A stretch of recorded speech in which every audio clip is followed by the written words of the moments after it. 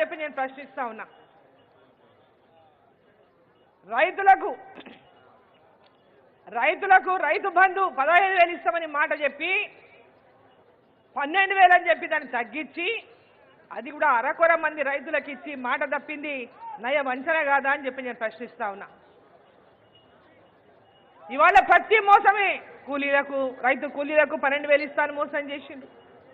ఈరోజు 500 రూపాయల బోనస్ అని 500 రూపాయల బోనస్ అని మాట చెప్పి ఈరోజు బోనస్ ఎంతమందికి ఇచ్చిందని చెప్పి నేను ప్రశ్నిస్తా ఉన్నా. ఏ గ్రామంలోకి వెళ్ళిన రైతులకు ఇప్పటిదాకా బోనస్ అందలేదు. ఇది నయ వంచన కాదా అని చెప్పి నేను ప్రశ్నిస్తా ఉన్నా. ఈరోజు బీసీ కామారెడ్డి ఇంతకుముందు అందరూ మాట్లాడింది పెద్దలందరూ. కామారెడ్డిలో బీసీ డిక్లరేషన్ అని చెప్పి బీసీలను మోసం చేయడానికి 42% రిజర్వేషన్ మేము తెస్తాం. 100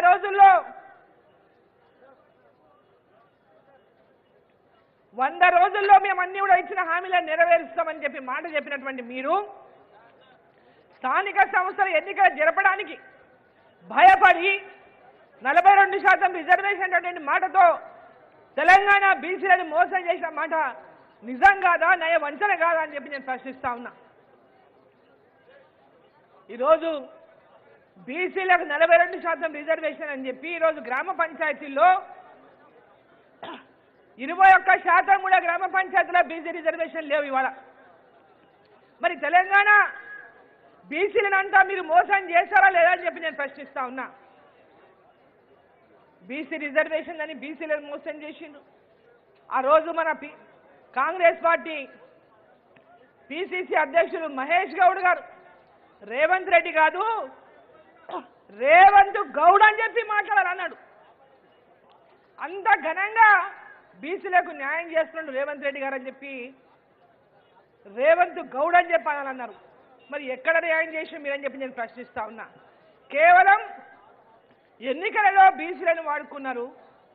స్థానిక సంస్థల్లో వాడుకోవడానికి ఒక నాటకం చేసిండ్రు, డ్రామా చేసిండ్రు.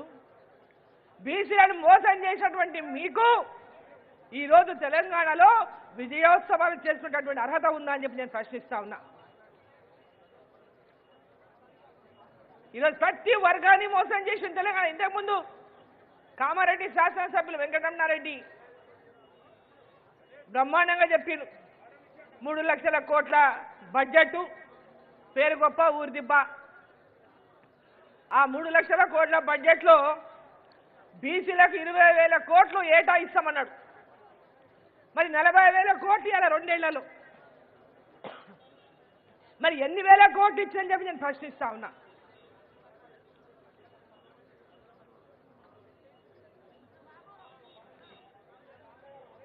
ప్రతి సంవత్సరం 20,000 కోట్లు బీసీలకు ప్రతి బడ్జెట్లో కేటాయిస్తామని చెప్పినటువంటి మీరు మరి 2 సంవత్సరాల్లో 40,000 కోట్లు బీసీలకు ఇవ్వాల. మరి ఎన్ని వేల కోట్లు మీరు బీసీలకు ఖర్చు పెట్టినని చెప్పి నేను ప్రశ్నిస్తా ఉన్నా. ఇవాళ యువతకి నిరుద్యోగులకి ఒక భరోసా, నిరుద్యోగులని ఉద్యోగం వచ్చేంత వరకు నిరుద్యోగ వృత్తి ఇస్తామని 4,000 రూపాయలు ఇస్తామని చెప్పి మాట చెప్పారు.